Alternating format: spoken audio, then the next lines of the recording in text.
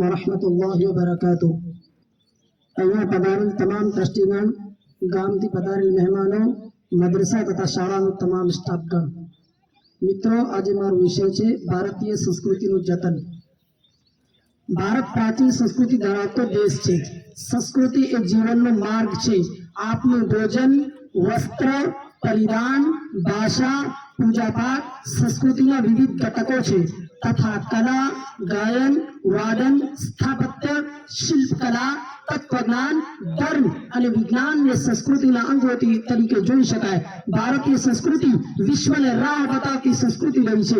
ભારતીય સંસ્કૃતિ માનવતા, સહિષ્ણુતા, વિશાળતા, એકતા, સાંપ્રદાયિકતા, સાતત્યતાના લક્ષણ ધરાવતી સંસ્કૃતિ રહી છે। ભારતીય સંસ્કૃતિ નિરંતર જ્ઞાનની શોધ કરતી, આગળ વધતી અને વિકાસ કરતી સંસ્કૃતિ રહી છે। આદરણીય વડીલો, ભારતીય સંસ્કૃતિ અને વારસો વૈવિધ્યપૂર્ણ છે। આપણી સંસ્કૃતિએ આપણને અસંખ્ય અને વિવિધ સ્વરૂપોમાં બેનમૂન વિરાસત આપી છે। દરેક વિરાસતે ભારત દેશને નામના તથા ખ્યાતિ અપાવી છે, પછી કોઈ પણ સ્વરૂપમાં હોય।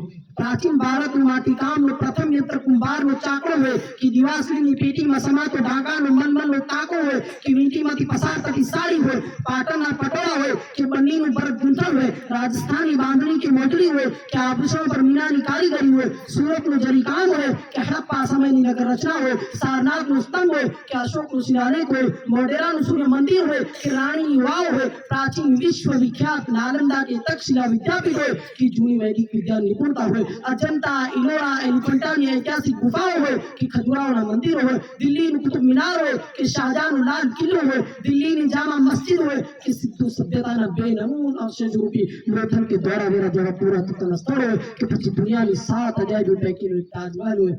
प्राकृतिक क्षेत्र अरग हिमालय हो कि गंगा जमुना और वहे हो, गरी गुजरात में गिनार हो कि धरती पर नो स्वर्ग कश्मीर हो, गोवा में दरिया किनारो हो कि कच्छ नो चांद जो सफेद रण हो।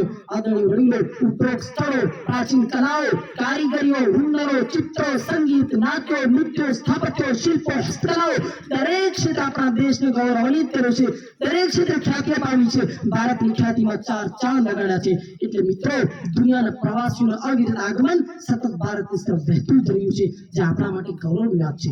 પરંતુ મિત્રો, ઉલ્લેખ થયેલ સંસ્કૃતિનું આપણા દેશમાં ઘણું ઓછું અધ્યયન કે અનુસરણ થાય છે। ઘણી કલાઓ લુપ્ત થઈ ચૂકી છે, તો ઘણી બધી લુપ્ત થવાના આરે ઊભી છે, તો ઘણા સ્થાપત્યો કે સ્મારકોની નાશ થવાની ભીતિ સેવાઈ રહી છે। પ્રજાની પશ્ચિમી સંસ્કૃતિની ઘેલછા અને યુવાઓનો સંસ્કૃતિ પ્રત્યેનું ઉદાસીન વલણ ઘણી રીતે જવાબદાર છે।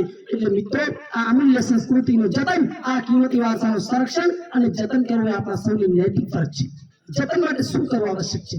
सरकारे समांतर विविध कायदाओं बनावी संस्कृतिना जतन माटे सारा एवा प्रयास कर्या छे। आजे पण 5000 थी વધુ સ્થળોની મરમ્મત તથા સંરક્ષણની જવાબદારી આર્કિયોલોજીકલ સર્વે ઓફ ઇન્ડિયા નિભાવી રહ્યું છે। આ બાબતે આપણે પણ ગૌરવ લઈ સતત અધ્યયનશીલ રહી લાગણીશીલ રહી શક્ય તેટલું જાણવાનો સહયોગ કરવો જોઈએ। બંધારણની કલમ 51 કલમ પેટા કલમ 6 પણ સંસ્કૃતિના જતનને અગત્ય આપવામાં આવી છે। આપણી સંસ્કૃતિના જતન માટે આપણી સંસ્કૃતિને આપણી દૈનિક જીવનશૈલીમાં અપનાવવી જોઈએ। પશ્ચિમની સંસ્કૃતિને પડખે મૂકી આપણી સંસ્કૃતિનું સંપૂર્ણ અનુસરણ કરવું જોઈએ।